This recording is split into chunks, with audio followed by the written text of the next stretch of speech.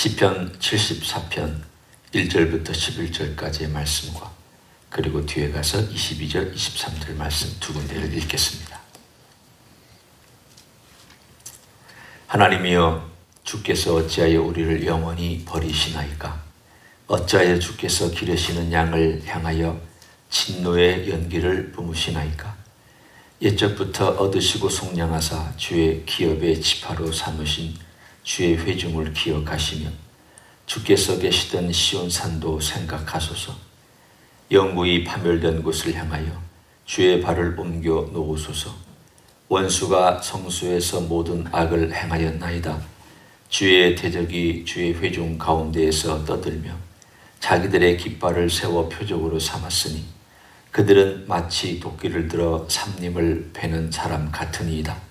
이제 그들이 도끼와 철퇴로 성수의 모든 조각품을 쳐서 부수고 주의 성수를 불사르며 주의 이름이 계신 곳을 더럽혀 땅에 엎었나이다. 그들이 마음속에 이르기를 우리가 그들을 진멸하자 하고 이 땅에 있는 하나님의 모든 회당을 불살랐나이다. 우리의 표적은 보이지 아니하며 선지자도 더 이상 없으며 이런 일이 얼마나 오래는지 우리 중에 아는 자도 없나이다. 하나님이여, 대적이 언제까지 비방하겠으며 원수가 주의 이름을 영원히 능욕하리이까? 주께서 어찌하여 주의 손 곧 주의 오른손을 거두시나이까? 우리 품에서 손을 빼내시어 그들을 멸하소서. 22절 23절입니다.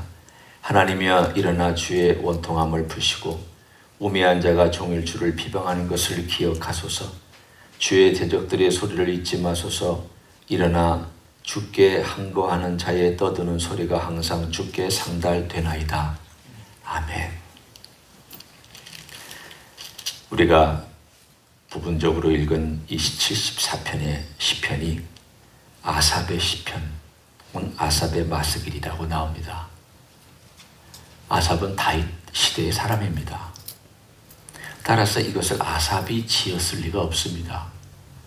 왜냐하면 성전이 불타고 예루살렘이 이렇게 파괴되었다는 얘기를 마치 본 사람처럼 얘기하고 있는 것은 아삽 그 사람 자신이 아니라 아삽의 자손이 이걸 경험하고 아삽의 이름으로 이 시를 오늘 본문에 실어놓은 것입니다.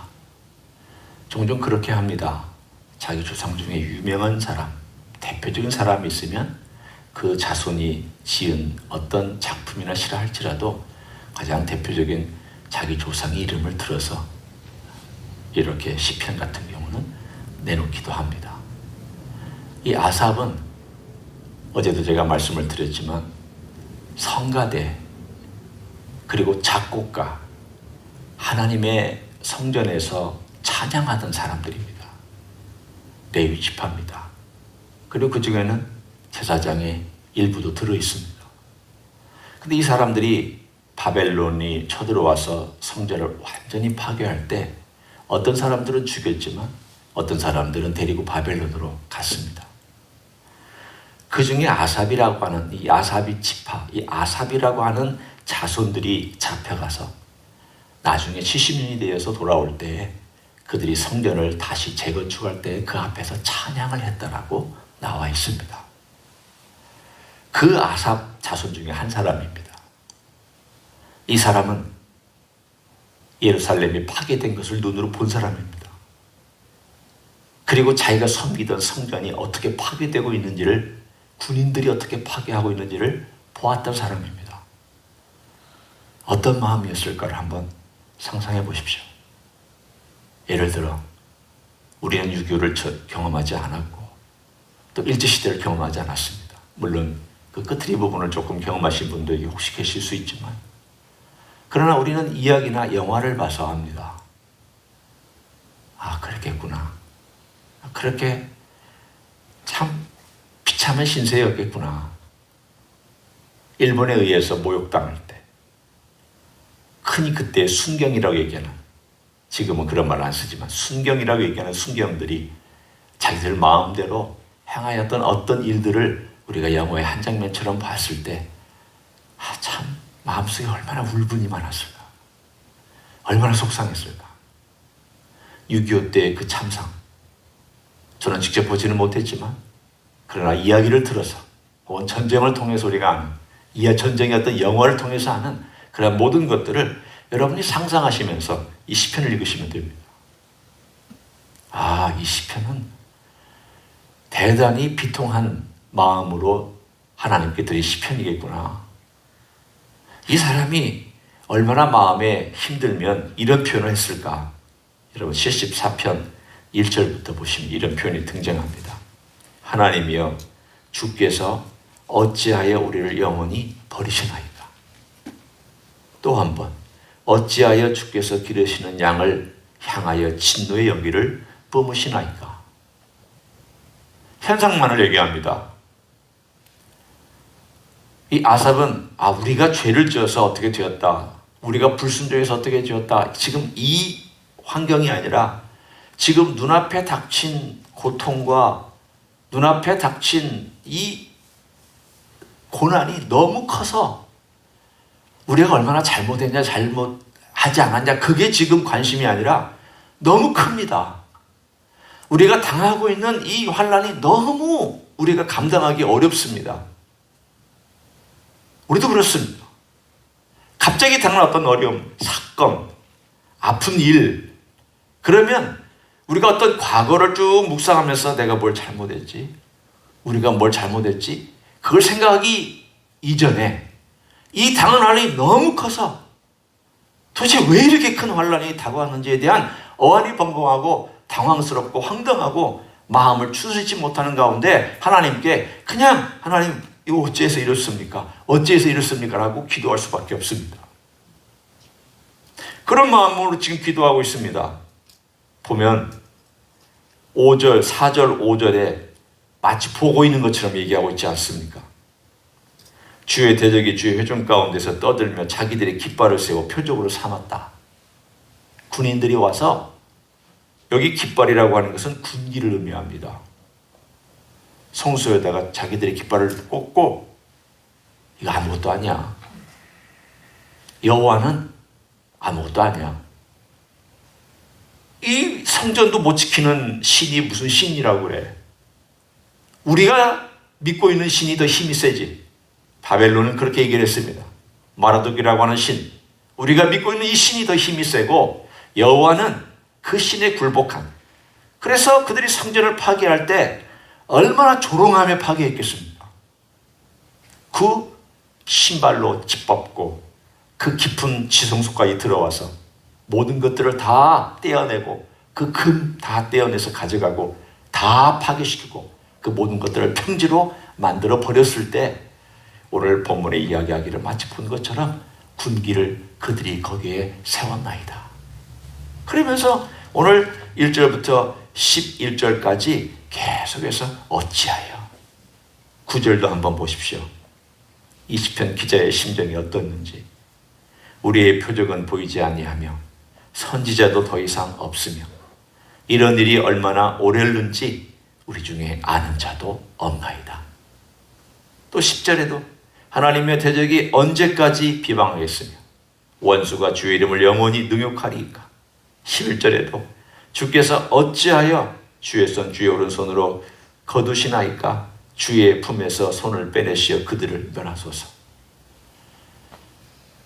지금 당한 상황 가운데서 그가 기도할 수 있는 표현은 이 표현입니다. 우리도 그렇습니다. 고난이 길어지면 그 고난이 길어진 가운데 여러 묵상들을 합니다. 왜 그랬지? 이 고난이 왜 이렇게 다가왔지? 고난을 보면 상당히 많은 고난은 우리 스스로가 자초한 것들이 많습니다. 하나님은 그걸 깨닫게 해주십니다. 처음 잡혀갔던 이 사람들도 처음에는 자기들이 죄가 이렇게 심각한 줄 몰랐습니다. 그래서 빨리 돌아갈 걸 생각했습니다. 거짓 선지자가 일어났습니다. 2년 만에 돌아가리라. 사람들이 환호했습니다. 왜? 자기들이 원하는 것을 말해줬으니까. 그러나 가짜임이 판명됐습니다. 에레미야는 얘기했습니다. 돌아올 생각하지 마. 거기서 포도원 가꾸고 정착에 살아. 하나님이 너희들의 고난을 오래 두실 거야. 70년이야. 사람들은 그 말 안 받아들였습니다. 믿지 않았습니다. 왜? 내 마음하고 일치가 안 되니까. 내 원하는 거하고 일치가 안 되니까. 사람들은 직면하기를 싫어합니다. 고난이 있으면 이 고난도 가능한 짧게 끝났을 뻔하고, 하나님이 설마 그렇게까지 오래 하시겠냐고 그렇게 얘기를 하면서 고난을 직면하고 그 고난 속에서 묵상하지 않습니다. 오늘 이 시편은 뭘 의미하는가 하면 고난의 초기를 얘기합니다. 고난의 초기에는 어찌하여 오래 했는지, 그리고 얼마나 오래 가는지, 하나님 왜 이런 일들이 갑자기 많이 생겼고, 이런 일들 때문에 우리가 감당하지 못할 정도로 너무 심하고, 이 정도까지 우리가 이렇게 해야 됩니까? 라고 하는 고난의 초기의 부분을 얘기해 주고 있는 시편입니다. 그러니까 여러분 이 시편을 보고 고난의 모든 상황마다 이러면 어떡하나? 그렇지 않습니다. 고난의 초기가 다르고 과정이 다르고 마지막이 달라야 됩니다. 시편은 그 다 모든 것이 다 있습니다. 왜 시편이 위대하냐? 우리들이 기도할 기도를 이 조상, 믿음의 조상들이 다 해줬습니다. 이런 상황, 저런 상황, 아픈 상황, 힘든 상황, 자기 죄 때문에 고통당하는 상황, 회개하는 상황, 찬양하는 상황, 모든 상황을 다 150편에 담고 있습니다. 여러분이 기도가 안 되거든 시편을 읽으셔야 됩니다. 외우셔야 됩니다. 그것 가지고 붙들어야 됩니다. 나 기도가 안 돼요. 기도의 낱말을 모르겠어요. 시편을 읽으셔야 되고, 이 기도들을 읽으셔야 되고, 이 기도를 내 기도로 삼아야 됩니다. 이거는 고난의 초기에 해당되는 기도입니다. 고난의 초기에는 자기 자신의 모습이 안 보입니다. 자기가 당하고 있는 환난만 크게 보입니다. 그러면 우리는 이런 상황에서 뭘 기도할 수 있을까요? 일단 환난이 크게 보이고 그 환난이 너무 힘들어서 감당하지 못할 것 같은 그런 상황이 있을 때 드리는 기도의 제목이 오늘 12절부터 23절까지 이 아삽이라고 하는 사람의 자손이 드리는 기도입니다. 하나님을 대략 내 모습으로, 하나님 이런 하나님이시지 않습니까? 이런 하나님이지 않습니까? 라고 기억하며 기도합니다. 보십시오. 먼저 제가 뒤에서부터 봅니다. 16절, 17절을 보십시오. 낮도 주의 것이요 밤도 주의 것이라 주께서 빛과 해를 마련하셨으니 주께서 땅의 경계를 정하시며 주께서 여름과 겨울을 만드셨나이다. 뭘 얘기하고 있습니까? 지금 나라는 없어졌습니다. 포로로 잡혀갔습니다.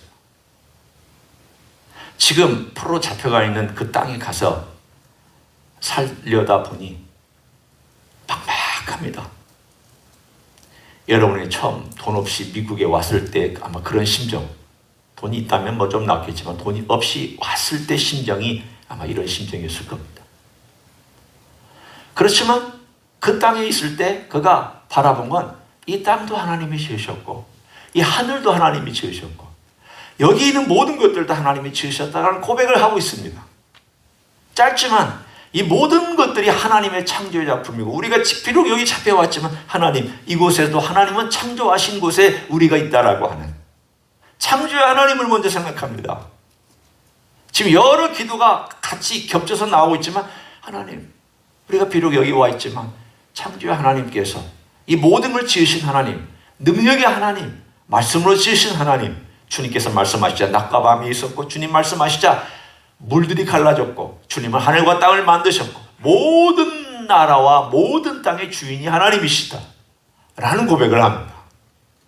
이것은 주님의 하나님의 주인 되심에 대한 고백입니다. 뿐만 아니라 그 고백과 함께 그 앞에 보면은 더 리얼한 고백이 나옵니다. 12절, 13절, 14절입니다. 하나님은 예로부터 나의 왕이시라 사람에게 구원을 베푸셨나이다. 어떤 구원인지 보십시오. 주께서 주의 능력으로 바다를 나누시고 물 가운데 용들의 머리를 깨뜨리셨으며 니오 야단의 머리를 부수시고 그것을 사막에 사는 자에게 음식물로 주셨으며. 여기에 바다의 용들, 니오 야단, 무엇을 상징하고 있습니까? 첫 번째 상징은 애굽입니다. 애굽은 악어나 용들로 보통 표현되어 있습니다. 강력한 제국인 애굽을 하나님께서 심판하시고 그리고 홍해에서 그들을 심판하시고 우리를 구원하신 과거를 회상하고 있습니다. 하나님의 모습에 집중합니다. 상황이 어려울 때에는 처음에는 내 상황이 너무 절실해서 하나님께 11절까지 하나님께 다 이걸 올려드리다가 그리고 나머지 반절에는 하나님의 모습에 집중합니다. 이 모든 세상을 창조하신 하나님, 그리고 출애굽을 시켜줬던 하나님, 우리를 구원시킨 기적과 능력과 기사와 모든 것들로 우리를 행하셨던 하나님, 그 하나님을 묵상하고 하나님께 집중하고 있습니다. 다시 출애굽시켜달라는 뜻입니다. 하나님, 바벨론의 포로로 잡혀왔는데 다시 바벨론 해주십시오. 바벨론으로부터 다시 탈출할 수 있게 도와주십시오. 라고 하는 암시가 이 가운데 들어있습니다. 하나님께 부탁하는 기도입니다. 세 번째, 19절입니다. 주의 맷비둘기의 생명을 들짐승에게 주지 마시며. 여기서 맷비둘기는 이스라엘 백성을 의미합니다. 약한 아주 초라한 그 산비둘기, 그 생명을 짐승에게 주지 말라고, 보존해 달라고. 연약한 가운데 지금 잡혀와 있지만 하나님께서 능력을 베푸셔서 이끌어 달라고. 세 번째, 가난하고 약하고 부족한 이스라엘 백성을 이끌어 달라고. 하나님은 가난한 자를 돌보시는 분이 아니시냐고 세 번째 기도합니다. 그 네 번째, 20절입니다. 그 언약을 눈여겨보소서. 하나님, 신실하신 하나님, 언약을 기억해 주십시오. 하나님은 늘 그 언약 때문에 약속을 지켜왔습니다. 여러분, 이 네 가지를 한번 우리의 삶에 적용하기를 원합니다. 천지를 창조하신 하나님, 구원하셔서 출애굽시켜주신 하나님, 가난하고 약한 자, 병든 자, 힘든 자를 돌보시는 하나님, 그리고 오늘 본문의 그 언약을 기억하신 하나님. 하나님께서 내 생애 가운데 행하셨던 이 네 가지 일들을 우리가 기억하면서 어려운 일이 있을 때, 힘든 일이 있을 때 우리가 호소할 수 있는 내용이 바로 이 네 가지입니다. 하나님은 동기부여를 받습니다. 그러나 잘 들으셔야 됩니다. 제가 잘못하면 엉뚱한 메시지를 전할까, 이 표현이 좀 연약한 표현일 수 있습니다. 하나님, 그분에게 하나님이 어떤 분이신가? 하나님의 그 구원의 놀라운 일, 우리 주님께서 십자가를 통해 행하셨던 그 구원, 그리고 가난한 자, 헐벗은 자, 굶주린 자, 약한 자, 병든 자, 나같이 외로운 자를 구원하셨던 주님의 그 아름다우심과 마음, 그리고 주님의 그 새 언약, 이런 모든 것들을 하나님께 다 올려드리기를 시작하면 하나님께서 동기부여를 받습니다. 여러분, 기도가 왜 필요하냐? 하나님, 알아서 하시면 되잖아요. 하나님, 너희 그렇게 하실 수 있잖아요. 이스라엘 백성에게, 그래, 너 가서 고난 좀 해라. 그리고 기도 안 해도 70년 되면 내가 데려올게. 그래도 되잖아요. 어차피 약속하신 거니까. 그런데 하나님은 계속해서 기도해야 된다. 너 그래도 기도해야 된다. 왜 그렇게 말씀하십니까? 너 나에게 상기시켜. 마치 하나님이 잊고 계시는 것처럼 너 기도함으로 나를 상기시켜. 그래서 다윗도 계속 하나님 기억하십시오. 하나님, 우리를 불쌍히 여기십시오. 우리가 지금 이렇게 되었습니다. 마치 내가 약속을 잊고 있는 것처럼 가만히 계시다가 기도할 때 하나님께서 움직이시는 것처럼, 그것이 마치 동기부여가 되어서 일하시는 것처럼 우리들에게 너 기도해, 기도해, 부르짖어, 그럼 내가 역사할게. 저는 이 관계를 어떻게 뭐라고 설명해야 될지는 모르겠습니다. 그러나 하나님 분명히 두 가지를 다 말씀하셨습니다. 약속도 하셨지만 동시에 기도해야 또 하나님이 일하신다는 것. 하나님은 분명히 일하시고 계시는데 또 기도를 함으로 하나님이 또 우리의 삶 가운데서 개입하시고 적극적으로 일하신다는 이 두 가지가 다 진실이 있고 다 하나님 말씀에 있는 내용입니다. 이걸 어떻게 설명해야 될지 사실은 쉬운 문제가 아닙니다. 하나님의 절대 주권과 우리의 자유에 의지하고도 비슷한 맥락입니다. 하나님의 절대 그 주권과 그분의 행하시는 일은 이루어지고야 말지만 동시에 우리의 자유의지가 있고 선택이 있고 이러한 모든 것들을 어떻게 조화를 시키느냐. 우리가 살아있는 동안에는 어떤 성경책의 이야기를 통해서나 또는 어떠한 신학적인 논리를 가지고도 이거 해결할 사람은 존재하지 않습니다. 인간은 못합니다. 그러나 우리는 해야 됩니다. 뭘 해야 되냐? 이 신학적인 해결은 할 수 없을지라도 실천적인 삶은 해야 됩니다. 기도하라는 겁니다.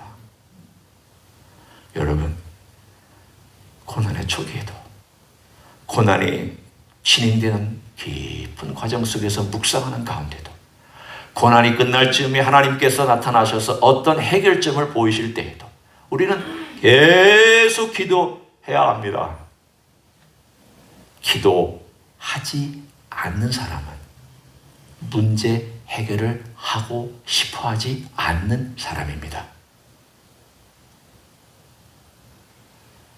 사랑하는 성도 여러분, 왜 하나님이 저는 신앙 발전을 안 시킬까요? 저는 신앙 성장을 잘 안 해주실까요? 왜 하나님은 저에게 깨달음을 안 주실까요? 하나님이 안 주시는 게 아니라 안 깨달으려고 하니까, 문제 해결을 안 하려고 하니까, 고난 속에서 이렇게 씨름하지 않으니까 발전이 없는 거예요. 하나님이 고난을 주셨을 때에는 처음에는 이렇게 씨름해라. 너 내게 집중하고, 내가 천지를 지으신 하나님이니까 내가 너 만들었으니까 내가 너에 대해서 안다. 내가 너 구원시켰으니까 내가 너 안다. 내 피가 너에게 있지 않느냐. 또 내가 너를 불쌍히 여기지 않았느냐. 또 내 언약 안에 있지 않느냐. 그럼 네가 나에게 부르짖지 않겠느냐. 부르짖으면 내가 때가 되면 들어주고, 때가 되면 널 가르치고, 때가 되면 너를 인도해가고, 고난의 과정을 겪게 하면서 너를 신앙의 깊이를 가게 한다. 너는 초장부터 나에게 집중 안 한다. 오늘 이 아삽의 시편은 하나님께 집중하고 있잖아요. 마지막에 하나님께 집중하고 있잖아. 비록 자기의 죄라고 말을 안 하고 있습니다. 지금은 자기들의 문제라고 말하지 않았습니다. 우리들이 얼마나 불순종하고 우리들이 얼마나 패악했는지에 대해서 70년 동안이나 대가를 지불하는지에 대해서 아직은 언급하지 않고 있습니다. 그러나 분명한 한 가지가 있습니다. 하나님께 집중하는 것, 주님께 집중하는 것, 이거 한 가지를 우리들에게 가르쳐주고 있습니다. 집중하셔야 됩니다. 우리 주님께 집중하셔야 됩니다. 기도가 안 되는 사람은 자꾸 시편 읽으면서 집중하셔야 됩니다. 기도하셔야 됩니다. 부르짖어야 됩니다. 이 마지막 시간에 기도하지 않고 어떻게 살려고 우리가 삽니까? 기도하셔야 됩니다. 기도하는 자에게 하나님께서 가르쳐 주시고 인도하시고 때가 되면 하나님의 선한 응답도 이루어 주실 줄로 믿습니다. 그런 기도의 사람들이 되기를 예수님의 이름으로 간절히 축원합니다. 기도하겠습니다. 이 아삽의 시편은 처음 포로로 잡혀갈 초창기에 드렸던 시편으로 보입니다. 너무 당황스럽고 너무 비참해서 어찌하여 언제까지 그런 말들이 입에서 터져 나오고 있습니다. 그러나 말미에는 그가 하나님께 집중하며 용들의 머리를 부수시고 리오야단의 머리를 부수신 하나님, 천지를 창조하신 하나님, 가난한 자를 돌보시는 하나님, 맷비들교의 생명까지도 지키시는 하나님, 언약 가운데 보호해 주신 하나님을 계속해서 기억하며 하나님을 또 상기시켜 드리고 있습니다. 그것이 기도입니다. 하나님 기억해 달라고, 하나님 불쌍히 여겨 달라고, 하나님의 약속 가운데 있는 백성을 도와달라고, 또 도와달라고, 하나님 역사해 달라고. 이 기도를 70년을 드렸습니다. 70년 동안 하나님이 그 기도를 받으시고 그들을 돌이켜 주신 역사가 있습니다. 때로는 하나님께서 짧게 응답해 주시는 것도 있지만 어떤 것은 오랫동안 기도해야만 하는 제목도 있습니다. 그런 기도의 사람이 되기를 원하며, 내가 고난 가운데 있고 혹은 아픔 가운데 있고 병 가운데 있고 혹은 여러 가지 힘든 가운데 있거든, 우리 주님 저에게 기도의 영을 주시고 기도할 수 있게 해주시고 기도의 입술을 달라고, 그리고 주님께 집중하는 마음을 달라고 이 시간 다 같이 통성으로 기도하겠습니다. 하나님 아버지 감사합니다.